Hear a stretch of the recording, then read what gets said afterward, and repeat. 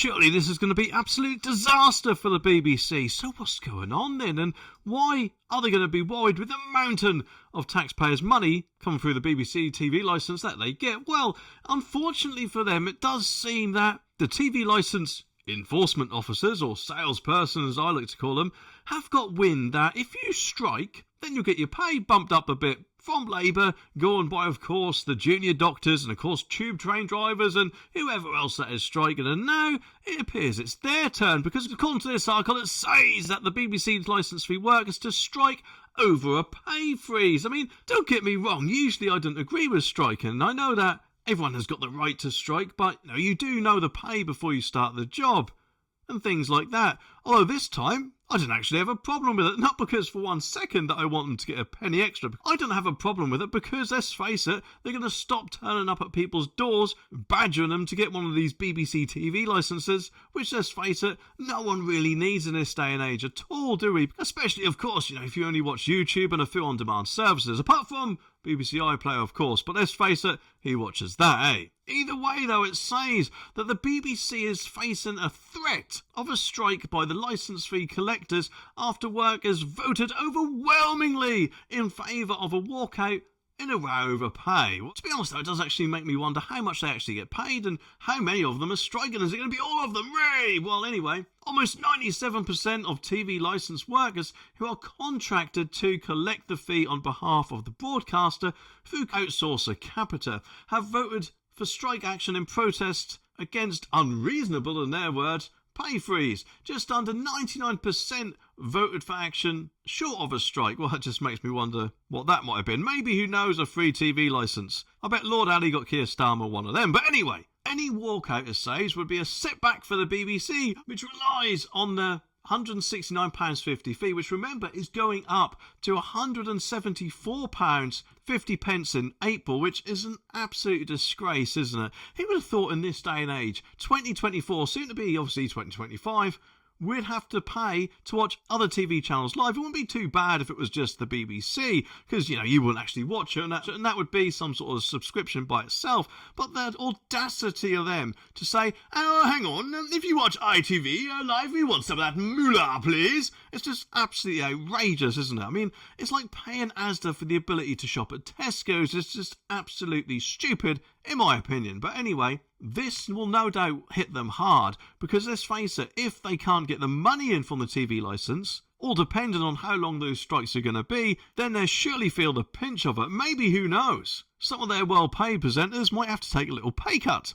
But anyway, staff at the TV licensing are responsible for the enforcement of the fee, it says. Well, actually, I don't agree with that word, enforcement. How can it be enforcement if you're not actually required to have a TV licence? I mean, let's face it, this day and age, it appears that the BBC thinks that everyone still watches TV the way we did in the 1990s. But no, there are a lot of people out there, me included, who only watch on-demand content, and therefore we don't need a TV licence, and therefore we can't be enforced, whether they like it or not. But anyway, it is understood, though, that Capita has contingency plans in place if industrial action were to take place. It just makes me wonder what that is. Maybe, who knows, they'll go on some sort of hiring spree, or ask Postman Pat to have a little look through your letterbox, but hopefully not. And whilst they may have a backup plan, I don't think it will do the BBC any favours at all. And yes, I know, admittedly, they'll still get a mountain of money coming in from people who are currently paying the TV licence.